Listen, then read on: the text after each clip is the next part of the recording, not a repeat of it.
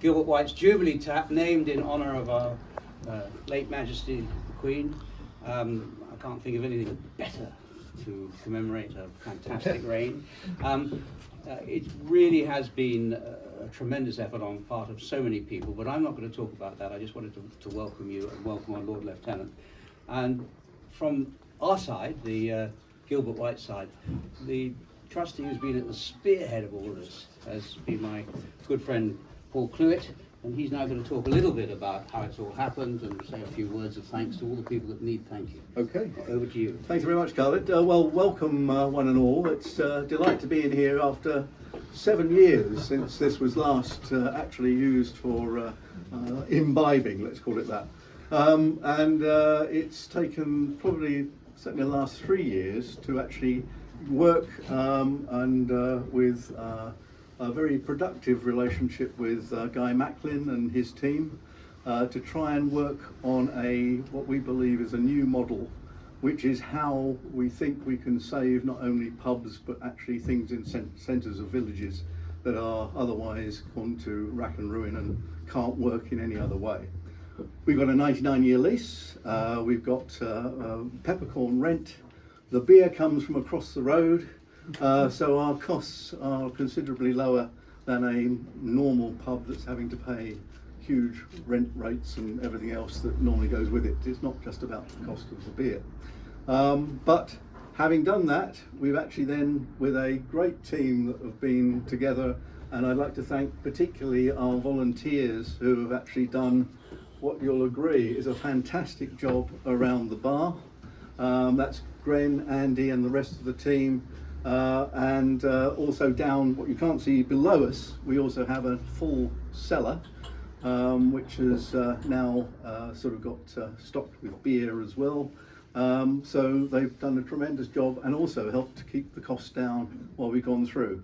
Some of you are actually sitting on sort of nice, comfortable pews with nice cushioning. Those pews we managed to get through again, Andy and Gren. 10 of them, I think it was. No, it's 12 for 12 for £400 off eBay. Yeah.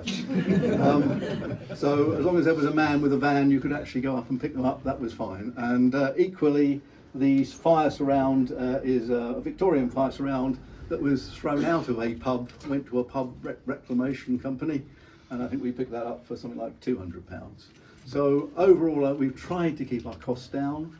We've been delighted with the soft openings that we've had so far, and very much delighted to open effectively tomorrow for the general public for, well, it's going to be Thursday, Friday, Saturday evenings effectively. We are mindful of current circumstances that we don't get ahead of ourselves, but we think there will be enough of interest coming through. And at that point, you've heard enough from me. We've got all these nice pictures that you can see during the course of the evening of how it's developed. And I would actually very much like to ask Nigel, who knows a little bit about the brewing industry, to actually step over to the bar with us. And well, can I just say a few words? Yeah. Well, it's easier from here, if I may. So, Chairman, ladies and gentlemen, particularly pleasure to see East Hants in strength here tonight, the District Council, and also South Downs National Park. So welcome to all of you and to everyone else. My first job when I left the army was down the road at Courage Breweries in Alton, and I was a young sales rep, and I was asked one day if I'd take out Captain Courage, who was one of the family. So I thought I'd better go out, and I said to one of my colleagues, what do I do with him during the day? He said, just make sure you have a lot of money. Well, a lot of money in those days was probably £5, but I is in the early 70s. So I filled my car up, got some money, put him in the car, went round the first pub, and everyone said, oh, the captain's here, drinks all round. After each visit, the lieutenant would say to me, you owe me £5, 10 or whatever it was at the time, for all the drinks that captains bought. So we then went to another pub, and food wasn't very popular in those days in pubs. But they did have, I can look around the age group here, a few old enough people to remember, but most pubs had jars of pickled onions. And Captain Courage didn't have those two fingers. and he said to the landlord, I really would like a pickled onion. So the landlord opened this big jar, undid it, and the captain put his fingers in, and he was trying to catch this egg. Eventually he got the egg and ate it. When I came to pay the bill, the chap said, oh, you owe me for 10 pints around the bar, oh, and a full jar of pickled eggs. Anyway, why do I tell you this story? One of those pubs was this pub. I'm not sure whether it was this one with the pickled eggs, but anyway, it was this pub. And so I remember it extremely well.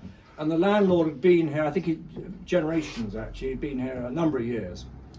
And so I've watched for probably 20 years this pub gradually go downhill. And when I heard from the chairman that you were going to be reopening it, I thought that's really wonderful for Selborne and indeed this great old building. And as we know, brewing in Gilbert White's day was very popular, and he indeed himself brewed over the road, and even just before his death he had a number of brewing recipes that he wanted to use, and I believe the brewing team are still using a few of the brews that he had. And so we are carrying on very much a tradition in Selborne.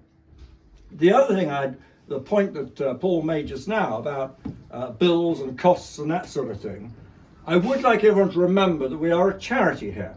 And so therefore, the more that we can save on rent, on rates, on bills, on our carbon footprint, moving stuff from one side of the road to the other, hopefully very cheaply, is actually all about the museum and the money that we are trying to make for the museum, which is actually then a public amenity for our education process and everything else. So please don't think of it just as a commercial concern. This is very much part of an overall strategy that the chairman and his team have been developing, and I'm really in full support of that. So it's quite amazing. I do congratulate you on that innovative way of how you've been able to work with the developer. He's kindly just shown me upstairs as well as to what you're trying to do. So I wish you every success with this.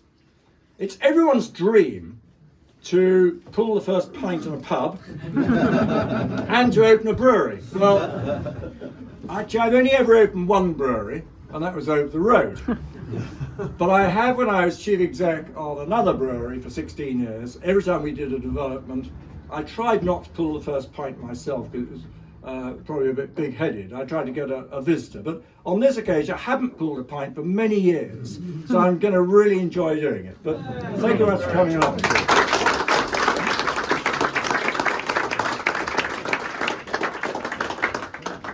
Now, technology's changed since my day. Come in with the photograph.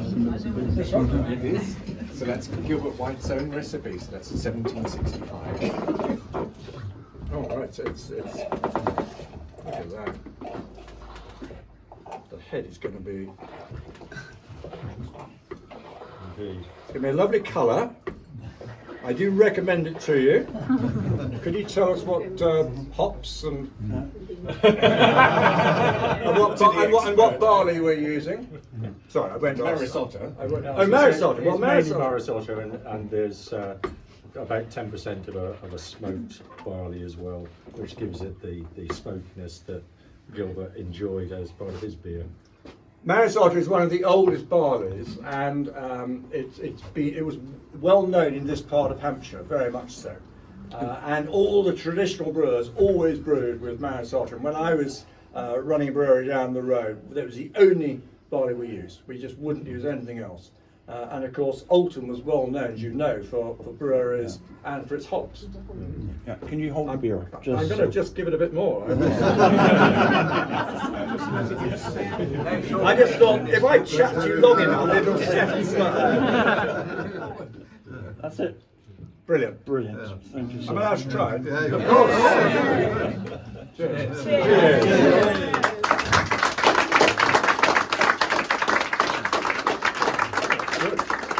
Okay, that's it. You can all go home now. now